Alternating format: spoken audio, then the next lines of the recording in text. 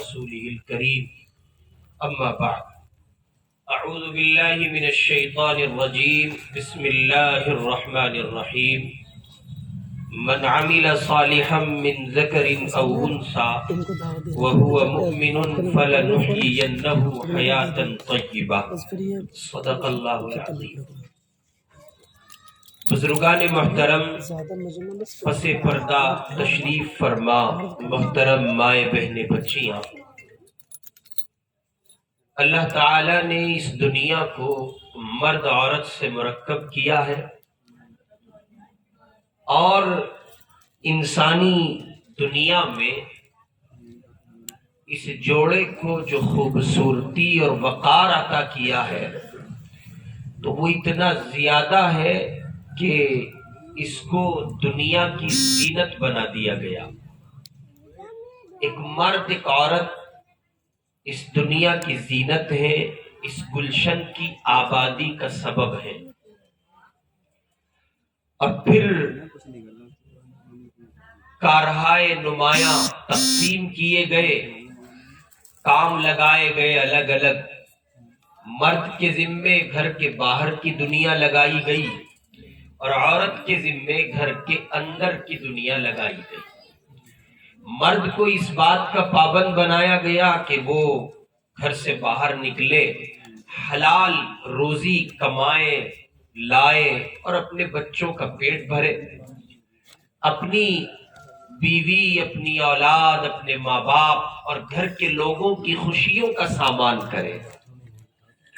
ایک عورت کے ذمے لگایا گیا کہ وہ اس باہر گئے ہوئے مرد کے لیے گھر کی دنیا میں راحتیں پیدا کرے، شوہر کو بحیثیت شوہر عزت دے، اکرام دے، اس کا خیال کرے، اور بھائی کو بحیثیت بھائی جو اس کی عزت اور اس کی شایان شان وقار ہے وہ عطا کرے۔ مزید یہ کہ ماں باپ کی لاڈلی بن کر رہے اور اولاد کے تئیں حساس ہو کر ایک اچھی ماں کا کردار زندہ کرے۔ چنانچہ ایک عورت جب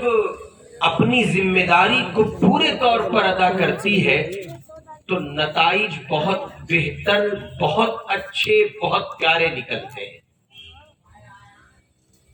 اسی لیے قرآن مجید میں اللہ تعالی نے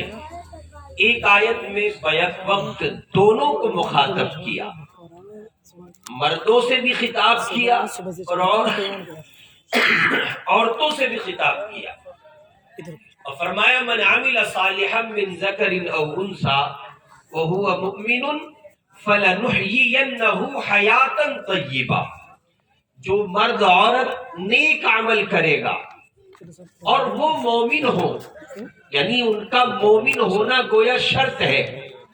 ایمان کے بغیر نیک عمل کی کوئی حیثیت نہیں ہوتی۔ اللہ کے یہاں نیک عمل کی ایمان کے بغیر کوئی حیثیت نہیں ہے۔ ایمان بنیاد ہے، ایمان اصل ہے، ایمان ضروری ہے۔ ایمان اگر نہیں ہے تو پھر اللہ کے یہاں بندے کے نیک عمل کی کوئی حیثیت اس اخروی پس منظر میں نہیں ہے، اس منظر نامے میں نہیں ہے جو میری آپ کی آنکھوں کے بند ہونے کے بعد اس دوسرے جہان کا سلسلہ ہے۔ سو اللہ تعالیٰ فرماتے وَهُوَ مُؤْمِن، اور وہ مومن ہو، فَلَنُحْيِيَنَّهُ حَيَاةً طَيِّبَةً۔ اللہ پاک کی وعدہ کر رہے ہیں کہ اگر وہ مومن ہیں اور نیک عمل کرتے ہیں تو پھر اللہ پاک ان کو اچھی زندگی عطا کرے گا۔ اور ظاہر ہے کہ نیک عمل کرنے کا مطلب یہ ہے سیدھے لفظوں میں کہ ہر شخص اپنی ذمہ داری کو ادا کرے۔ یہ ایمان کا تقاضا ہے، یہ مومن ہونے کا بنیادی فرض منصبی ہے۔ جو کام آپ کے ذمے لگایا گیا ہے، جس رشتے سے آپ منسلک ہیں، جس منصب پر آپ بیٹھے ہیں، اس منصب کا بھرپور لحاظ کرتے ہوئے آپ کی ذمہ داری ہے کہ آپ اپنے فرض منصبی کو ادا کریں۔ سو میں نے عرض کیا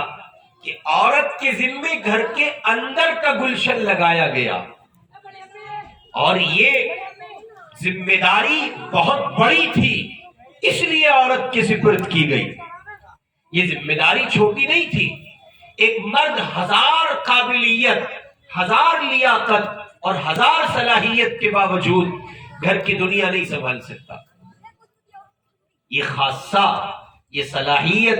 یہ خوبی صرف اور صرف اللہ رب العزت والجلال نے عورت کی جھولی میں رکھی ہے. اور یہ ایک مسلمہ حقیقت ہے، ایک بالکل فیکٹ بات ہے کہ ایک عورت اگر یہ چاہے اور وہ اس کو اپنی زندگی کا حصہ بنائے کہ وہ معاشرے کو بہتر کرے گی، تو اس معاشرے میں بہتری کے وہ پہلو دکھ سکتے ہیں جو مردوں کی 1000 کوششوں کے باوجود نہیں دکھ سکتے. اس کی وجہ یہ ہے، سیدہ رابعہ بصریہ رحمت اللہ علیہا اللہ کی ایک بڑی بزرگ نیک بندی، بڑی اللہ کی ولیہ خاتون تھی.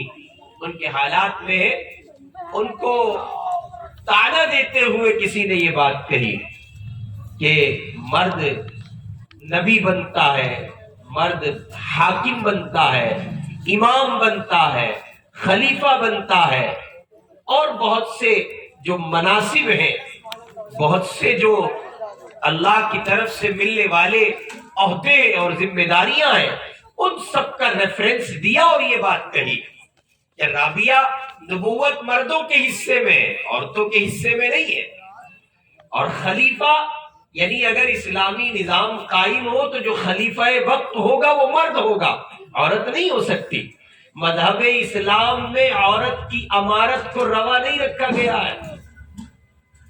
اس لیے کہ یہ امارت کا خانہ مردوں کا حصہ ہے، یہ عورتوں کا حصہ نہیں ہے. ایک عورت کے ہاتھ میں اگر آپ کمان دیں گے گھر کے باہر کی دنیا میں تو بینڈ بجنا یقینی ہے، کسی صورت نہیں سنبھال پائے گی. تو طعنہ دیا، دینے والے نے کہا رابعہ خلیفہ مرد بنتا ہے، نبی مرد بنتا ہے، امام مرد بنتا ہے، عورت کے حصے میں یہ سب نہیں آتا. تو حضرت رابعہ بصریہ رحمت اللہ علیہا نے کہا کہ یہ بات تو صحیح ہے کہ مرد امام بنتے ہیں، مرد خلیفہ بنتے ہیں اور مرد ہی نبی بنتے ہیں، لیکن ان سب کو جنم دینے والی ایک عورت ہوتی ہے. یہ سب ایک عورت ہی کی کوکھ سے پیدا ہوتے ہیں، کسی مرد کی کوکھ سے پیدا نہیں ہوتے، یہ ایک عورت ہی کی کوکھ سے پیدا ہوتے ہیں. نبی کو بھی جنم ایک عورت دیتی ہے، امام کو بھی جنم ایک عورت دیتی ہے، وقت کے خلیفہ اور نگران و حاکم و بادشاہ کو بھی ایک عورت جنم دیتی ہے. اس کا مطلب یہ ہے کہ ان سب کو پیدا کرنے والی دراصل ایک عورت ہے. اس لیے گھر کی دنیا بہت بڑی تھی، عورت کے ذمہ لگایا گیا کہ وہ گھر کی دنیا سنبھالے. مرد کے اندر وہ کلیجہ اور وہ جگر نہیں ہے کہ وہ گھر میں پائے جانے والے مسائل کا سامنا کر سکے. اس لیے اللہ رب العزت والجلال نے عورت کے ذمے یہ لگایا کہ وہ گھر کی دنیا کو آباد کرے اور اپنے گھر کے گلشن کو سنوارے. اور فرمایا 5 وقت کی نماز پڑھنے پر، شوہر کی اطاعت کرنے پر اور اپنی عزت اور آبرو کی حفاظت کرنے پر، محض ان 3 کاموں پر، اور اس کے بعد کچھ ذیلی کام ہے، مثلاً اولاد کی تربیت ہے، مثلاً ماں باپ کی فرما برداری ہے، مثلاً دیگر نفلی عبادات ہیں. ان 3 بنیادی کاموں کے کرنے پر عورت کو ثواب کی دنیا میں وہ سب کچھ ملے گا جو مردوں کی دنیا میں مردوں کو 1000 پاپڑ پھیلنے کے بعد ملتا ہے. اسی لیے روایت میں آتا ہے ایک عورت جب بچے کو جنم دیتی ہے اور وہ ولادت کی مرحلے سے فارغ ہوتی ہے تو گویا اللہ رب العزت والجلال اس ایک مرحلے سے گزرنے پر اس خاتون کے پچھلے سارے گناہوں کو معاف فرما دیتا ہے. یہ ذمہ داری،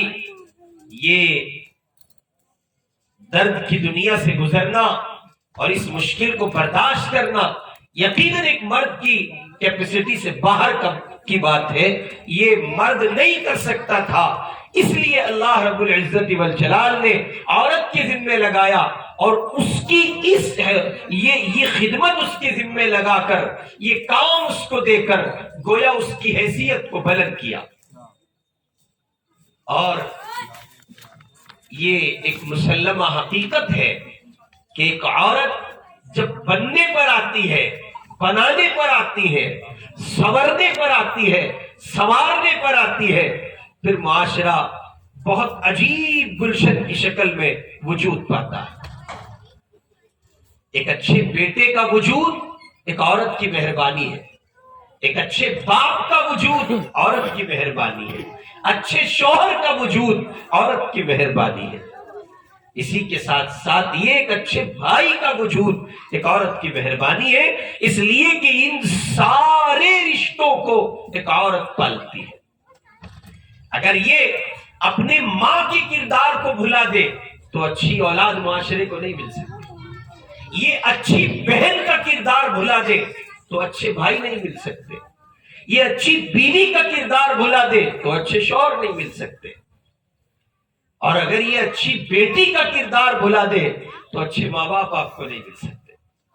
گویا پوری دنیا کو دوڑ جائیے، واپس جب آپ لوٹتے ہیں تو آپ کو یہ کہنا پڑے گا کہ یہ کڑوی اور اٹل سچائی ہے کہ ایک عورت کے بغیر یہ معاشرے کا کارخانہ نامکمل ہے، ادھورا ہے، اس کی کوئی حیثیت نہیں۔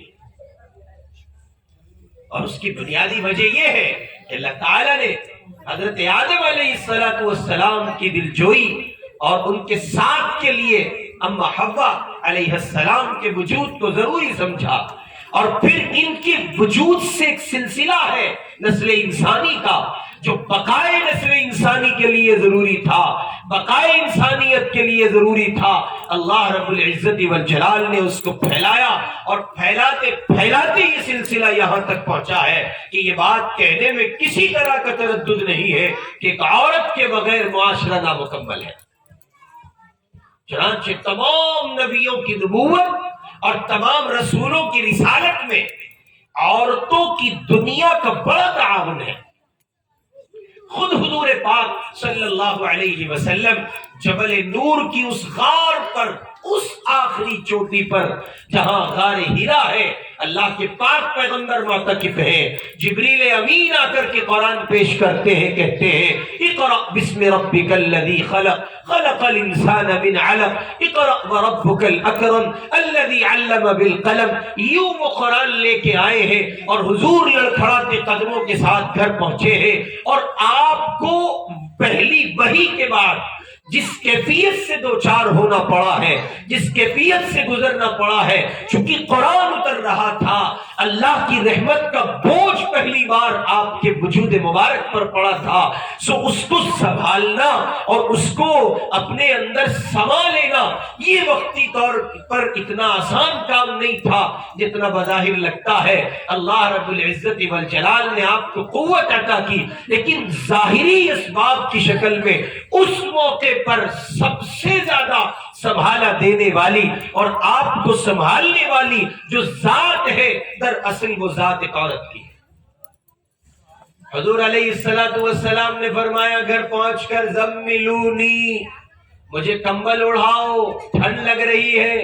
اس لیے کہ وہی کا بوجھ پہلی مرتبہ نبی کی ذات پر پڑا ہے، آپ تاب نہیں لا پا رہے، برداشت نہیں کر پا رہے، اللہ کی رحمت خاصہ آپ کی طرف متوجہ ہوئی ہے، باب نبوت آپ پر کھول دیا گیا ہے، تاج نبوت آپ پر رکھ دیا گیا ہے، آپ کے سر مبارک کو کلاه نبوت سے سرفراز کر دیا گیا ہے، اب نبی پر پہلی مرتبہ یہ بوجھ پڑا ہے، تو نبی پاک علیہ السلام اس کو سنبھال نہیں پا رہے ظاہری شکلوں میں انسانی وجود کی بنیاد پر، اس لیے کپکپی جاری ہے وجود مبارک پر، اور آپ پر گویا ایک اعتبار سے ٹھنڈ کا اثر ہے اور ایک انجانے خوف کا اثر ہے۔ اسی انجانے خوف کے ساتھ غار ہیرا کی چوٹی